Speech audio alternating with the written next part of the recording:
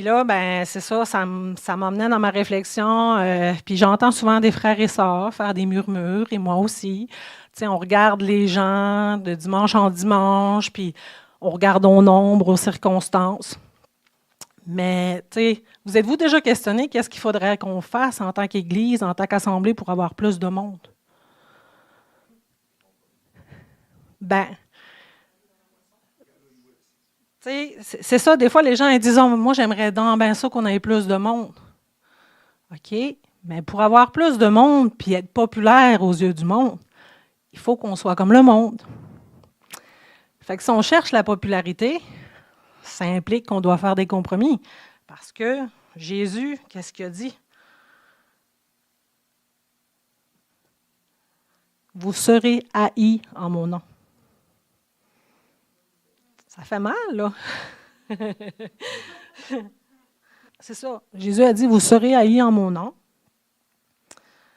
Puis, Jésus nous a dit, si le monde vous déteste, sachez qu'il m'a détesté en premier. Si vous étiez du monde, le monde vous aimerait. Mais vous n'êtes pas du monde. Je vous ai choisi du milieu du monde. Et c'est pour cela que le monde vous déteste. Tu sais, c'est une parole qui fait réfléchir. Fait que si tu es populaire, si tu es dans la masse et que tu es bien entouré, ben pose-toi des questions. Parce que Jésus, qui était parfait, n'était pas aimé. Puis si tout le monde t'aime, ben, c'est que tu ne ressembles probablement pas à Jésus. Puis je ne parle pas physique, je parle dans ton témoignage. Puis ça m'inclut aussi.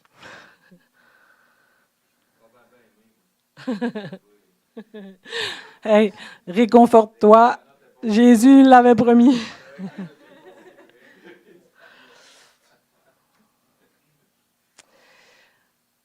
Donc, on ne peut pas plaire au monde ni à Jésus en même temps. Il faut faire un choix.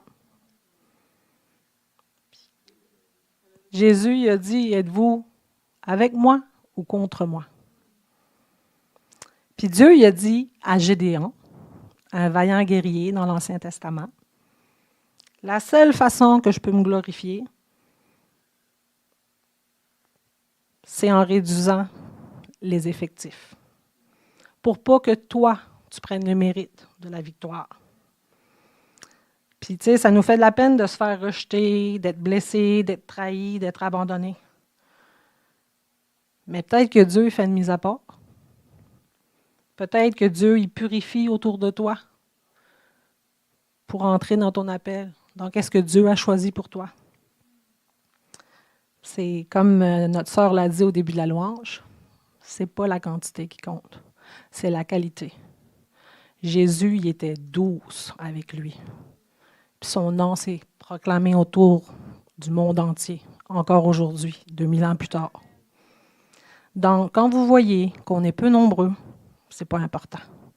Est-ce que Jésus est au cœur de notre vie? Est-ce que Jésus nous accompagne? C'est tout ce qui compte. Donc, Alison, si tu peux aller sur l'autre acétate.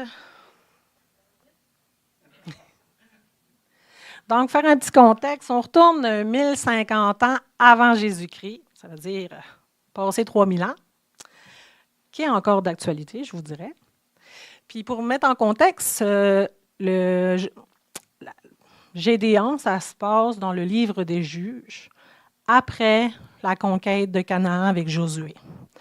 Donc, Seigneur, tu combats pour moi, tu as séparé la mer, tu as déchiré la mer, tu nous as délivrés. Ils ont tous vu ça, ils ont tous été témoins de ça. Mais, en tant qu'hommes, en tant que rebelles, ils sont retournés dans les choses qu'il ne fallait pas faire.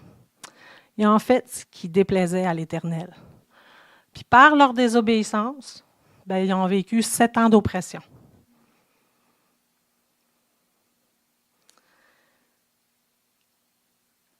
Sept ans d'oppression. Tu peux retourner à l'autre page, merci. Pendant 7 ans, ils ont dû se cacher dans des cavernes, des grottes, des crevasses. À chaque récolte, le peuple des Médianites, des Amélécites, Puis les nomades de l'Est se regroupaient. Ils disaient qu'ils étaient aussi nombreux que des sauterelles pour venir toutes détruire leur récolte, pour tuer tous les bœufs, toutes les ânes, tous les animaux. Il leur restait rien du tout. Pendant 7 ans. 7 ans que tu es obligé de t'isoler. Moi, j'essaie de me mettre un petit peu à leur place, là, puis des fois, c'est difficile, parce que ça, on dit « oh, c'est l'Ancien Testament », mais imaginez-vous ce qu'on a vécu dans le temps de la COVID, là. Juste d'être isolé un petit peu, puis enfermé, puis hey, les problèmes de santé mentale, la dépression, le taux de suicide, là, tu es isolé, tu es tout seul. Les ténèbres ont pris une expansion incroyable pendant cette période-là. Puis ça a duré pas longtemps. J'aurais pas voulu que ça dure plus longtemps, moi, là. Pas parce que j'avais pas de la COVID, mais parce que les gens étaient impactés dans le naturel et le spirituel. Fait que si on se met à la place des Israélites pendant 7 ans, tu es obligé de te sauver, puis ça, à un moment donné, il faut que tu trouves une solution, là. Fait que les oppressions, se sont fait envahir, toute leur récolte était détruite. Ils étaient pris dans la peur, ils étaient pauvres. Encore là, je ne sais pas s'il y en a parmi vous qui aiment faire des serres, des jardins. Mais quand tu fais des récoltes, quand tu sèmes, s'il y a quelqu'un, une personne ou un animal qui vient tout détruire, là, ça ne doit pas être le fun. Parce qu'on est content d'avoir fait. Hein? Assou, tu es content d'avoir travaillé fort et de voir les semences pousser. C'est la récolte, c'est vraiment ça qu'on veut, qu'on aime. Puis, tu sais, je trouve ça, je trouve que le parallèle est vraiment frappant dans le sens que tout ce qui se met, l'ennemi venait le piller. Combien de fois, nous, on va dans la moisson, puis l'ennemi vient voler ce qu'on a semé dans le cœur de la personne. Elle est proche du Seigneur, elle veut la solution, elle veut être délivrée, elle veut changer. Elle s'en va chez eux, tout seul, elle retourne dans ses vieux patterns, l'ennemi vient le voler. C'est une gang de capotés, ces chrétiens-là, on n'embarque pas là-dedans. Ça dit ça. Tu sais, l'ennemi va venir voler les semences parce que ton cœur n'est pas prêt. Ça demande un renoncement. Pour faire un peu d'historique, là, moi, c'est ça, j'aime ça faire de la recherche. Les Madianites, c'était la descendance d'Abraham. Puis, c'était le fils Madian. Puis, ça fait partie du peuple arabe. Encore là, dans le naturel, on voit qu'est-ce qui se passe avec le peuple arabe, les musulmans, comment les chrétiens qui sont dans ces territoires-là, comment c'est difficile. Nous, en Amérique du Nord, on n'en vit pas tant que ça de l'oppression. On vit beaucoup de défis et de l'oppression spirituelle, mais pas comme eux dans le physique, dans le naturel. Puis, ça me fait tout le temps prendre conscience que, OK, c'est pas juste naturel. Là. Ça date de 3000 ans, là, ces guerres-là, là, puis ces conflits-là. Là.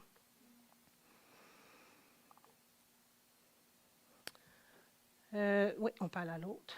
Fait que donc, c'est ça. Ils ont vécu la grosse misère, on va se le dire. Ils étaient habitués de fuir, à se cacher, à s'isoler. Puis là, ils étaient vraiment en mode survie. Fait qu'à un moment donné, quand tu es acculé au pied du mur, qu'est-ce que tu fais? Tu cries à l'aide. Tu demandes de tout ton cœur, Dieu, viens m'aider. Et c'est la chose à faire. Puis, tu sais, Dieu, c'est un bon papa. Des fois, on va questionner, « Ouais, mais pourquoi tu as laissé ça faire? 7 ans de souffrance, 7 ans de misère. » Ils ont ouvert une porte. Dans Josué, il était dans la terre où le miel et le lait ruisselaient. Il y avait l'abondance, les bénédictions. Mais ils ont fait ce qu'il ne fallait pas faire. Ils ont fait ce qui ne plaisait pas à Dieu. Ils se sont détournés de lui. Puis c'est comme nous, en tant que parents, si on dit à un enfant, ne fais pas ça, puis qu'il le fait, il ne va pas toucher au feu. Il ne va pas te mettre les mains dans le feu. Puis à un moment donné, il va y toucher. Ça va brûler. C'est pas qu'en tant que parent qu'on ne l'aime pas. Mais on ne peut pas tout le temps être là, en arrière. Fait que Dieu, tu sais, en tant qu'humain, souvent, on va être là pour se donner le crédit. C'est grâce à moi, c'est grâce à mes forces, c'est grâce à mon salaire, c'est grâce à mes capacités que j'ai accompli telle chose. Mais quand ça va mal, c'est de la faute à Dieu. Il laisse ça faire dans ma vie. Fait que c'est facile de prendre le crédit pour les belles choses puis de blâmer Dieu quand ça va pas bien. Donc, ils ont été plongés dans une très grande misère pendant 7 ans. C'était très difficile.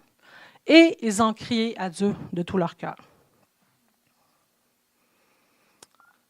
Donc, quand on crie à Dieu, la parole nous dit que... Puis, tu sais, ce qui est vraiment essentiel, c'est pas juste de crier à Dieu, c'est de se détourner du mal. Les deux vont ensemble. Donc, la parole nous dit que pour être exaucé, tu cries à Dieu, comme Psaume 34. Les yeux de l'Éternel sont sur les justes et ses oreilles sont attentives à leurs cris, mais il détourne sa face de ceux qui font le mal.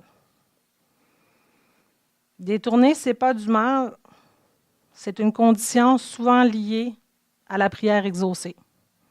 Ésaïe soulignait l'importance de cesser de faire le mal. Et si on va dans le Nouveau Testament à 1 Pierre 3, ça nous rappelle que pour voir des jours heureux, on doit préserver sa langue de mal et s'en détourner pour faire du bien. Le pouvoir de notre parole. La délivrance. Il y a de nombreux passages aussi, comme Psaume 18, qui dit, ça nous témoigne que quand tu cries à Dieu, puis que tu es dans la détresse, il va t'emmener son secours. Il délivre ses enfants du danger, des pièges et de l'oppression. Donc, Dieu, en tant que bon papa, il vient secourir les rebelles. Parce qu'on va se le dire, on est tous de nature rebelle. On a tous fait des mauvais choix. On a tous goûté à des bonnes choses, puis on retourne des fois. Donc, dans Juge, après qu'il ait crié à son peuple, ça dit « Les Israélites crièrent à l'Éternel au sujet de Madian, et l'Éternel leur envoya un prophète.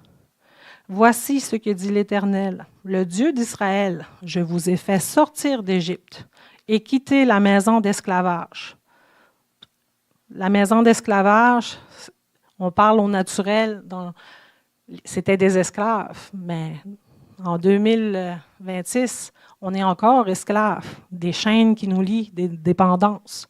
Donc, ça s'applique à notre vie dans l'actualité.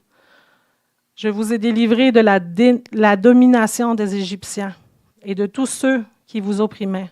Je les ai chassés devant vous et je vous ai donné leur pays. Puis, ce que je trouvais particulier, j'ai fait encore une recherche sur Égypte.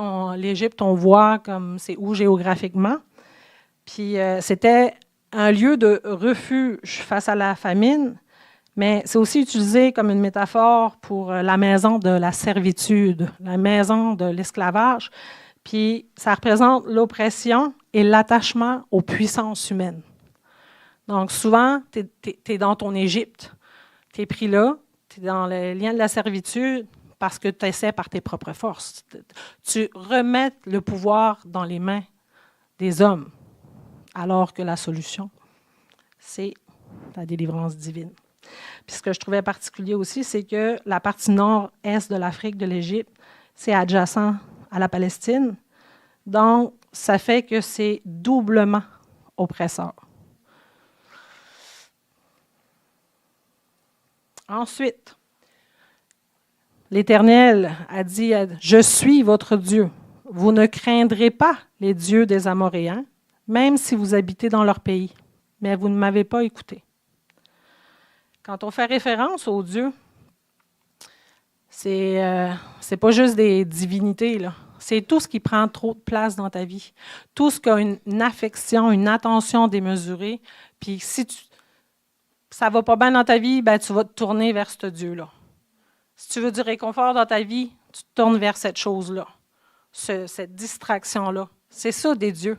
Parce que des fois, on entend parler de ça, puis on se dit « Ouais, mais moi, je n'ai pas une statuette en or dans mon salon que j'adore. » Non, mais ça ne veut pas dire que tu n'es pas idolâtre pareil. Et ensuite, après qu'il ait crié et qu'il a envoyé un prophète, Gédéon, qui était caché parce qu'il avait peur, il était en train de faire de l'orge, battre du blé. Puis là, Jésus est venu à lui. Parce que quand on va voir dans la parole, c'était l'ange de l'Éternel, mais c'est vraiment Jésus lui-même qui s'est présenté à Gédéon.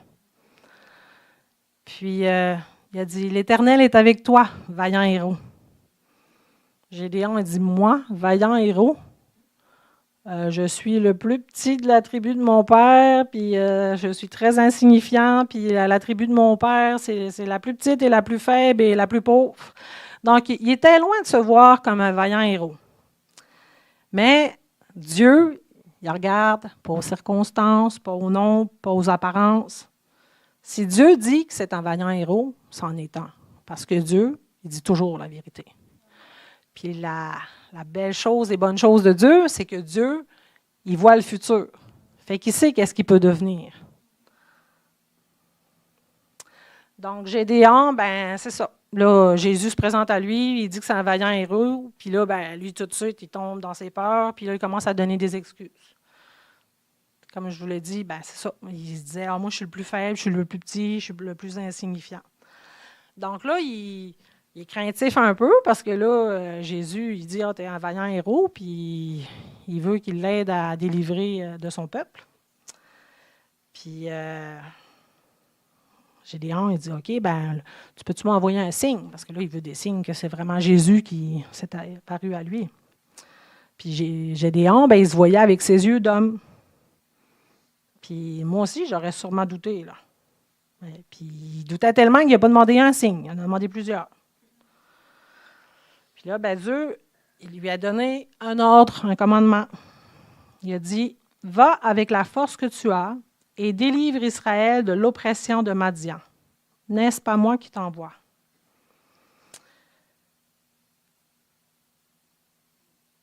Il lui dit, en plus, il veut vraiment le rassurer, là. Il dit, pour lui donner du courage, puis vraiment l'équiper pour sa mission.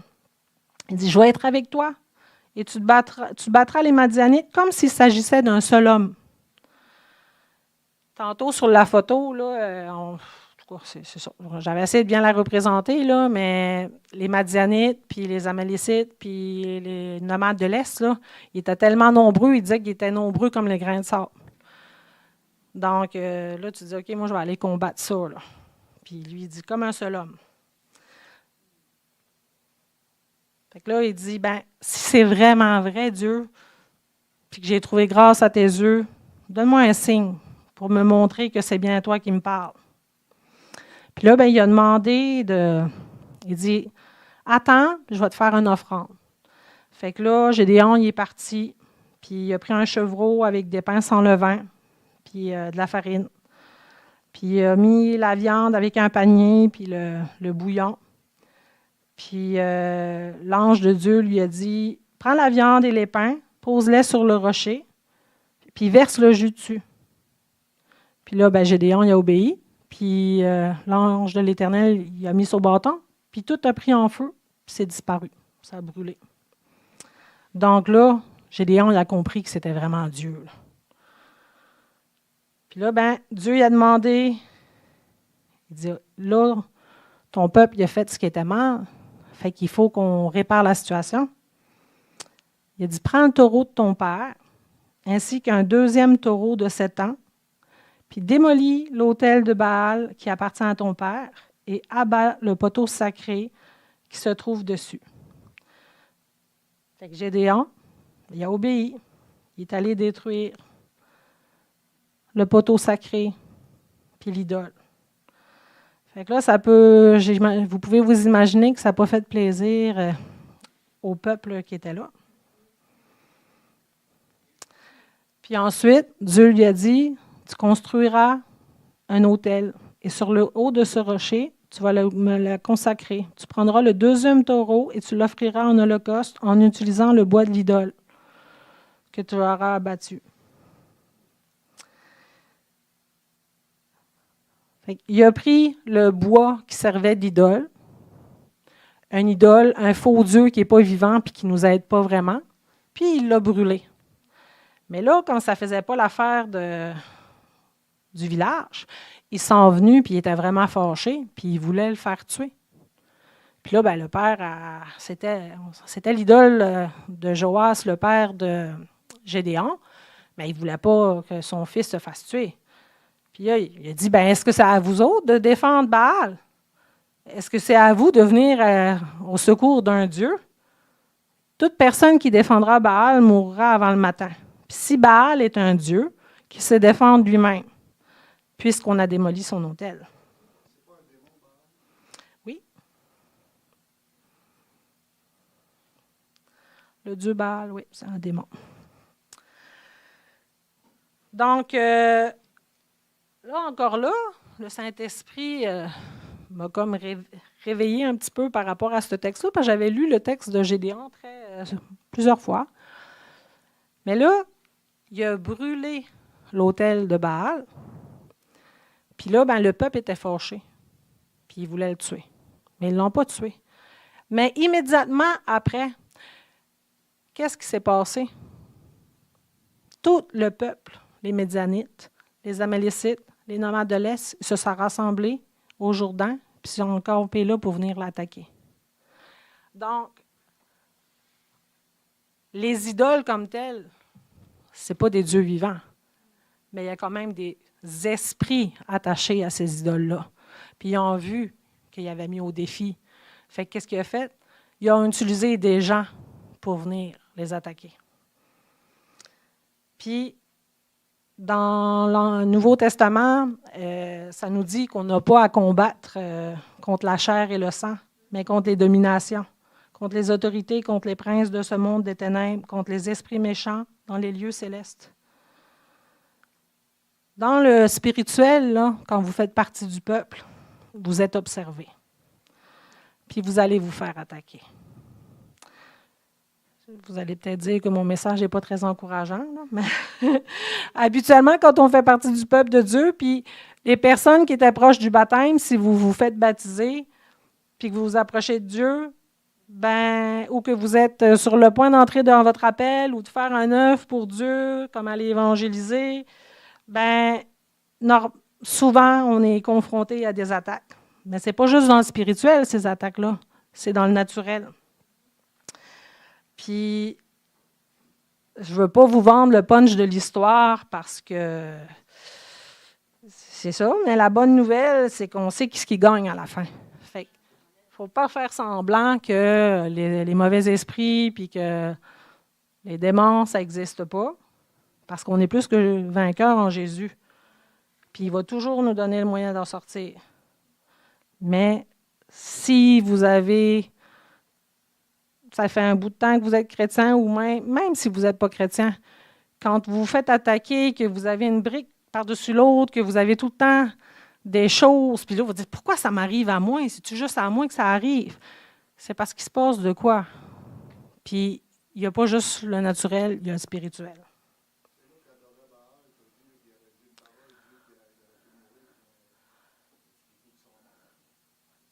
Ben, ils vont tous mourir le lendemain.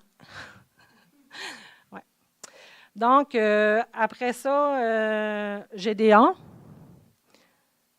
il a été revêtu de l'Esprit de l'Éternel. Il a sonné de la trompette, puis il a convoqué la famille d'Abizéar pour marcher à sa suite. Parce que là, il avait vu que justement tout le peuple était rassemblé puis qu'il était menacé. Puis là, face à cette invasion-là, quand ils sont tous venus s'installer dans le Jourdain, ben, la réaction immédiate de Gédéon, ça a été de convoquer les tribus d'Israël. Mais l'Esprit est intervenu. Gédéon fut revêtu de l'Esprit de l'Éternel. D'avoir un appel puis d'avoir une mission de combattre une armée nombreuse comme des sauterelles, si tu n'es pas revêtu de la puissance de Dieu, tu vas avoir des problèmes. On peut essayer par nos propres forces, mais ça ne marche pas. Donc, il a mobilisé les troupes, il les a convoquées. Puis, avant d'aller affronter cette coalition, ben, Gédéon, encore une fois, là, il disait, peux-tu m'envoyer un signe? Tu veux vraiment que ce soit moi qui va mener cette guerre-là? Tu sais, ils sont vraiment nombreux, puis on n'est pas beaucoup, puis moi, je ne me sens pas très conquérant. Donc, Gédéon, il dit, OK. Il dit, si c'est vraiment toi, puis si c'est vraiment ce que tu veux que je fasse, ben, je vais mettre une couverte de laine de mouton, puis elle va passer la nuit dehors, puis le lendemain matin, ben, elle va être tout mouillée, mais autour, ça va tout être sec. Fait que Gédéon, il s'est réveillé, il a pris la toison de laine, il l'a tordu, puis il a été capable de remplir un bol d'eau. Fait que là, il était comme, OK, Dieu, je ne veux pas pousser ma loque, là, mais si c'est vraiment ça que tu veux, tu peux-tu m'envoyer un autre signe? Parce que je ne suis pas sûre, là. Dieu était très patient, là.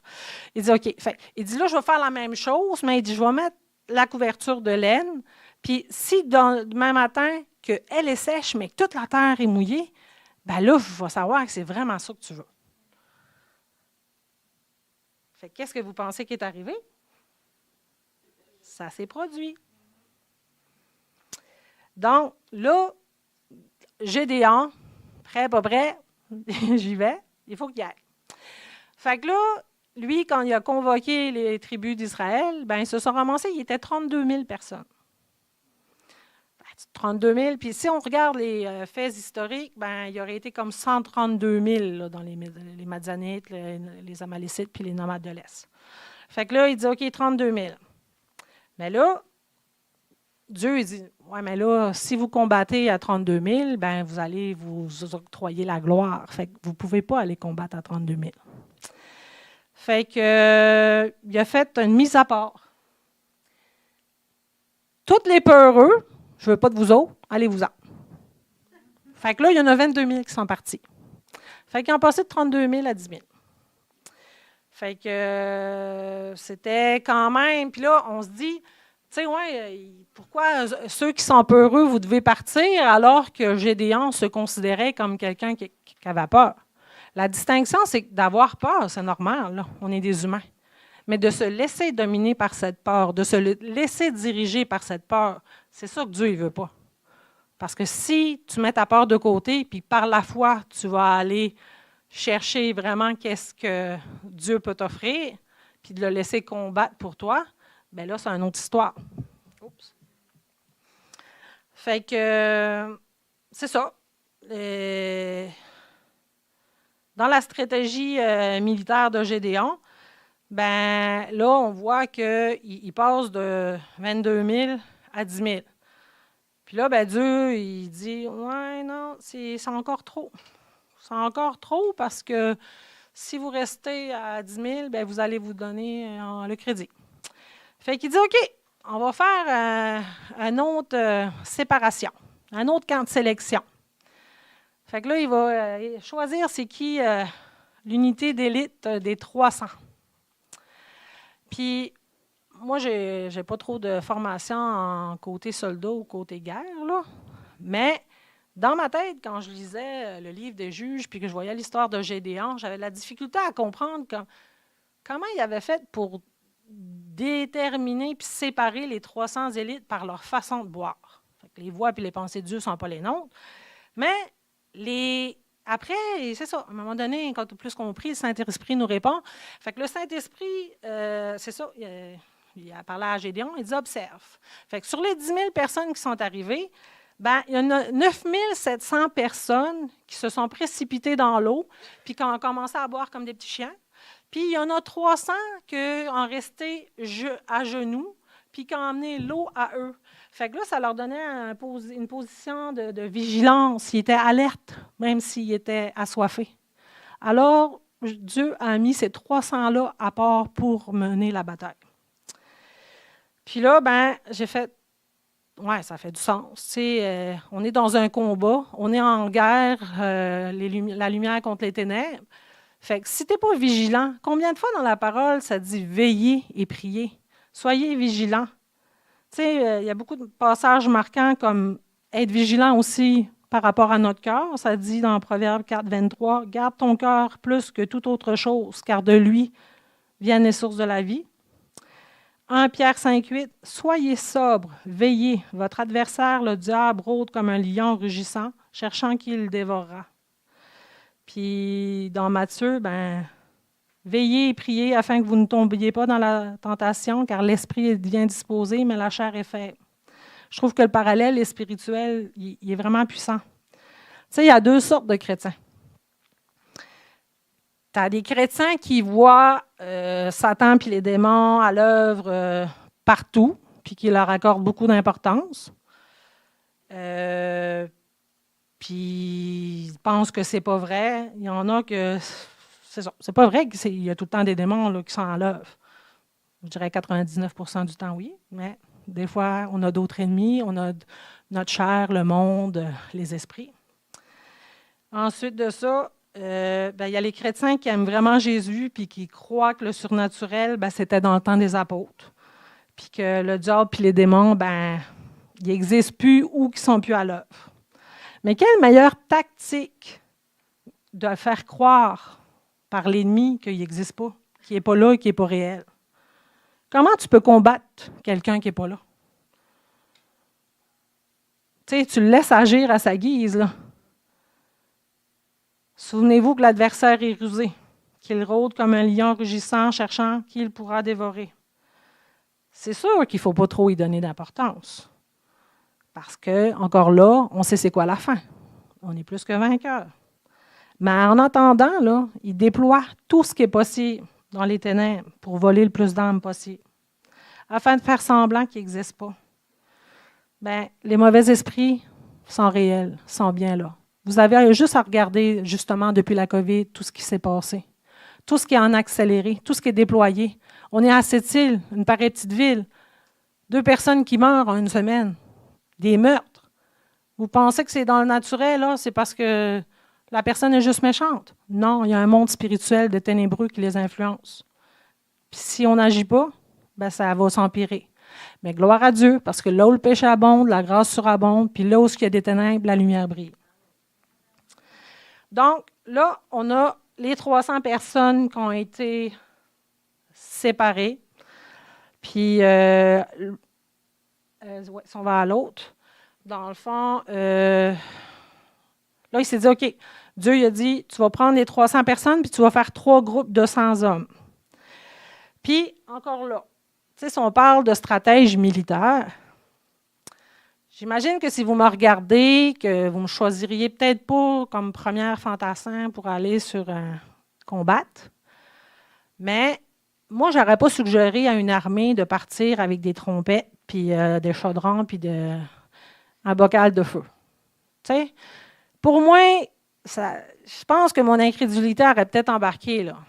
Tu veux que j'aille combattre 132 000 personnes, puis tu vas m'envoyer qu'une trompette et un chaudron. Mais Dieu, ses pensées, ses voies sont toujours parfaites. C'est ça qu'il fallait faire. Puis, là, Dieu, il connaît Gédéon. Il dit, je vais le réconforter encore. Je vais lui envoyer un signe. Il ne m'en a pas demandé, mais je vais lui envoyer un signe, là, vraiment, pour qu'il ait la conviction et qu'il ne doute plus. Fait que Gédéon, il a dit, prends ton ami, puis va voir au camp des Madianites. Puis quand il est allé, il a entendu un Madianite, un païen, qui était en train de raconter un rêve. Puis qui disait, hey, j'ai fait un rêve. J'ai vu un gâteau de pain d'orge qui était en train de rouler dans le camp de Madian, puis toute la tente était détruite, elle est tombée, puis ça s'est retourné sans dessus, dessous, puis elle a été démolie. Hey, imaginez le rêve prophétique par un païen. Hey, Gédéon, là, il ne pouvait plus sonner debout, là. Puis tu sais, quand on regarde ça, là, ça veut dire quoi? Un gâteau de pain. Un gâteau de pain, là, puis c'était un gâteau de pain d'orge. C'était même pas un gâteau de blé. L'orge, c'était la céréale qui était la moins riche, si on veut. C'était symbolique de pauvreté. Le pain d'orge, qui était faible, qui était tout petit. Puis la tente, c'était des nomades. Fait qu'il voit que la tente va être détruite. Fait qu'il dit, hey, c'est à soir que Dieu nous livre les Madianites. Fait qu'il sort sa trompette puis il commence à louer Dieu. Donc, là, il s'en aille à la guerre. Puis, tu sais, j'aime beaucoup aussi le parallèle du pain, tu sais, dans les miracles que Jésus a accomplis. Jésus, c'était le fils du roi, mais c'était un homme humble, puis il faisait des miracles avec les pains.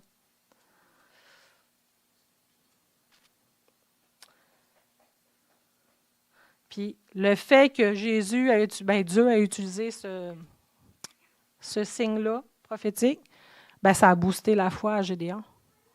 Là, il y avait la conviction. Puis il a dit, il va nous donner la victoire. Mais il a vu aussi, par ce rêve-là, les Madianites qui étaient au courant de tout ce qui s'était passé en Égypte avec Dieu. Là.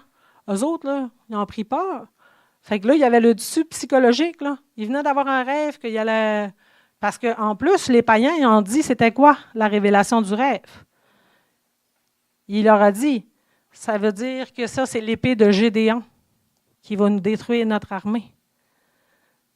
Fait eux autres étaient pris par la peur, puis là, ça a boosté la flamme de Gédéon. Ils ont dit, on va attaquer, drette là. Fait qu'il est parti, puis, comme je vous disais, il a séparé le groupe en trois. En trois, avec les trompettes, puis les chaudrons, puis les bocals de feu. Mais, tu sais, c'est ça. Puis, Dieu, il fait bien les choses. Fait, il n'a même pas utilisé de violence, mais il a utilisé comme la guerre psychologique parce qu'il savait que l'autre peuple se sentait déjà défait. Puis, il a fait comme une manipulation, tu sais, avec les trompettes, les bruits. Il devait penser qu'ils étaient super nombreux. Puis là, le feu, puis tout. Avec là, il y a les cruches, les chaudrons, il les cassait. Fait que là, ça faisait comme s'il était entouré de, pas comme une petite armée. Fait que là, quand ça est arrivé, avec le visuel, le son et tout, là, l'armée, les Madianites, puis tous eux autres, ils ont commencé à s'entretuer les uns les autres. Fait que Dieu a semé un esprit de confusion à travers les gens. Puis, c'est ça. Fait que là, ils ont sonné encore une fois la trompette. Moi, je trouve ça extraordinaire de gagner une victoire de même avec des trompettes, puis des feux, puis ça, là, c'est gloire à Dieu. Mais, oui, c'est sûr et certain, mais tu sais, avec Dieu, quand le miraculeux agit, il peut faire tout. Là. Le Saint-Esprit, il est plus que vainqueur. Comme on disait tantôt, moi, je ne suis pas la plus rapide, je ne suis pas la plus habile, puis je suis pas mal certaine que je suis la dernière que vous voudriez choisir dans votre armée. Mais j'ai un cœur de guerrière. Moi, j'aime ça combattre les ténèbres, puis je veux obéir à Dieu. Fait que moi, dans le naturel, là, j'ai déjà été confrontée dans une situation que j'étais à Montréal, puis qu'il y a 3 bandits qui sont venus. Puis je me suis questionnée dans ma tête d'humaine qu'est-ce que j'allais faire. Puis le Saint-Esprit a pris la place, puis j'ai mis ma main, puis j'ai dit, au nom de Jésus, tu t'en vas. Puis les 3 bandits étaient armés. Ils étaient cagoulés, puis ils auraient pu faire ce qu'ils voulaient avec moi. Et ils sont partis comme des poules mouillées. Alors, le nom de Jésus est puissant. Fait que vous me voulez dans votre équipe. Parce que celui qui vit en moi est plus fort que celui qui vit dehors. Donc, vous voyez, avec l'esprit de confusion, ils se sont autodétruits. Ils étaient pris par la peur, puis ils voyaient plus clair, puis ils ont commencé à attaquer les uns les autres. Puis, alors que les 300, ils étaient autour du camp, puis ils n'ont rien fait, à part de casser la cruche, puis de faire la trompette. Fait que gloire à Dieu. Tu sais, Gédéon n'a pas eu à engager le combat corps à corps. Là. Sa stratégie a consisté à retourner le nombre immense des Amalécites, des Madianites, puis des méchants l'un contre l'autre. C'est brillant là, comme stratégie. Là. Puis Dieu est en arrière de ça. Fait qu'entre 300 contre 132 000 personnes, je pense que tu ne peux pas trop te donner la gloire. Là. Donc, après ça, on voit que là, il était 300, puis là, ils ont tous pris la fuite. Ils se sont sauvés où il y avait la rivière. Puis là, ils étaient pris. Fait que là, les 22 000 qui avaient peur, ils les ont accueillis pour vraiment venir combattre. Puis, ils ont tué les 2 princes des ténèbres, Horeb et Zi. Puis, c'est ça. Ils ont des noms bizarres, là, mais Horeb, ça veut dire corbeau, puis Zi, c'est le loup. Fait que c'est comme, ça représente vraiment les ténèbres. Fait que, ils ont mobilisé Ephraïm pour venir finir qu'est-ce qui avait commencé. Puis il n'en restait plus beaucoup parce qu'ils s'étaient entretués les uns les autres. Puis l'appel, Gédéon il a compris que 300 hommes, ça ne suffisait pas en nombre, mais pour anéantir une fuite, fait qu'ils ont utilisé les autres personnes qui étaient autour. Puis côté géographie, tout a aidé, puis ils ont capturé les 2 chefs. Donc, pendant l'autre acétate, les Madianites, ils ont été humiliés devant les Israélites, puis ils avaient la tête pas mal baissée, fait qu'ils les ont pas tannés pendant 40 ans, ils ont eu la paix. Gédéon, fils de Joas, a vécu une heureuse vieillesse. Puis, au début, c'est ça, on a parlé que peu nombreux, on est victorieux en Jésus, mais toute la gloire lui revient. Puis j'aimerais ça vous parler de 3 psaumes, pas 3 psaumes, mais 3 versets que quand on regarde aux circonstances, au nombre, ou que vous êtes découragé parce que vous avez l'impression de combattre seul, ou que dans votre famille ou dans votre église, que vous êtes peu nombreux, c'est pas important. Ce qui est important, c'est qui combat pour vous. Qui est-ce qui est avec vous? Donc, psaume 27, 8, ça dit « Je sais maintenant que l'Éternel sauve celui qu'il a désigné par onction. Il lui répond du ciel, de sa sainte demeure, par le secours puissant de sa main droite. Les uns s'appuient sur leurs chars, les autres sur leurs chevaux. Nous célébrons l'Éternel, notre Dieu. » Dans 1 Samuel 17, 47, « Toute la terre saura alors qu'Israël a un Dieu, et toute cette assemblée saura que ce n'est ni par l'épée, ni par la lance que l'Éternel sauve. En effet, la victoire appartient à l'Éternel, et il vous livre entre nos mains. » Et Zacharie 4, 6, « Alors il a repris et m'a dit, « Voici la parole que l'Éternel adresse à Zorobabel. Ce n'est ni par la puissance, ni par la force, mais par mon esprit, dit l'Éternel, le maître de l'univers. » Donc, peu importe le nom, toute la gloire leur revient. Puis Gédéon, encore une fois, c'est une démonstration de l'infidélité du peuple. La fidélité de Dieu. L'homme humain qui a des attraits pour les faux dieux, les idoles. Encore là, je tiens à répéter, ça s'applique de nos jours, puis même si ce n'est pas une statuette, toute la chose, la personne, tout ce que vous avez plus d'affection puis d'attention, dans votre vie, ça peut devenir une idole. Demandez au Saint-Esprit d'ouvrir vos yeux pour que vous puissiez faire comme Gédéon puis détruire ces idoles, ces autels que vous avez dans votre vie puis qui vous nuisent pour marcher dans votre victoire. Dans quoi est-ce que vous cherchez un réconfort? Il faut s'abandonner à Dieu. Puis Dieu, si on s'éloigne de lui puis qu'on ouvre la porte, on va être dans la servitude, on va être des esclaves, puis on ne sera pas épanoui, puis on ne marchera pas dans notre pleine liberté qui a été acquérie à la croix. Puis si vous voulez l'aide du vrai Dieu, criez-y de tout votre cœur, puis la libération va venir grâce à son intervention. Donc, pour terminer, dans l'improbable, Dieu, lui, il est capable. On sert un Dieu de l'impossible. Impossible pour les humains. Mais pour lui, il n'y a rien d'impossible. Puis tout est possible à celui qui croit. Le plus grand combat qu'on a présentement, c'est le combat de la foi. Quand il va revenir, est-ce qu'il va avoir la foi? La foi dans ses capacités à lui, mais ça s'applique à nous. Il nous donne des dons spirituels. Il nous donne des armes puissantes, mais si on ne les utilise pas, ça sert à quoi? On a la solution en Jésus. Donc, je vais prendre 2 petites minutes pour les personnes, si vous voulez vraiment faire une observation pour que le Saint-Esprit puisse venir, parce que vous voyez, Gédéon, par la grâce de Dieu, il a accompli, il est venu délivrer les Israélites, mais il a été revêtu de l'Esprit Saint. Si vous n'êtes pas un enfant de Dieu, que vous n'avez pas donné votre vie à Jésus, vous pouvez voir la main de Dieu agir, mais vous n'avez pas l'autorité sur les ténèbres, puis vous ne pouvez pas avoir la victoire. Donc, je voudrais faire une petite prière pour les personnes vraiment qui veulent se confier puis donner leur vie à Jésus.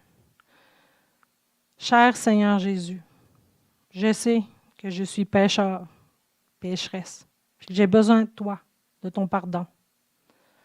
Je crois que tu es mort sur la croix pour mes péchés et que tu es ressuscité.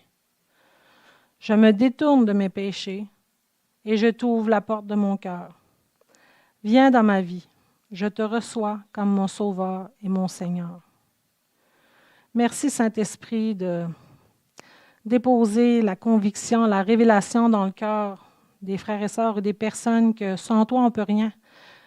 Jésus t'a dit qu'il fallait que tu t'en ailles pour que le Saint-Esprit vienne comme conseiller, comme réconfort. Le Saint-Esprit, c'est la puissance qu'a ressuscité Jésus d'entre les morts. Si vous n'êtes pas né de nouveau, que vous n'êtes pas baptisé du Saint-Esprit ou baptisé d'eau, c'est une clé essentielle pour votre victoire en Jésus, pour avoir vraiment l'autorité sur les ténèbres.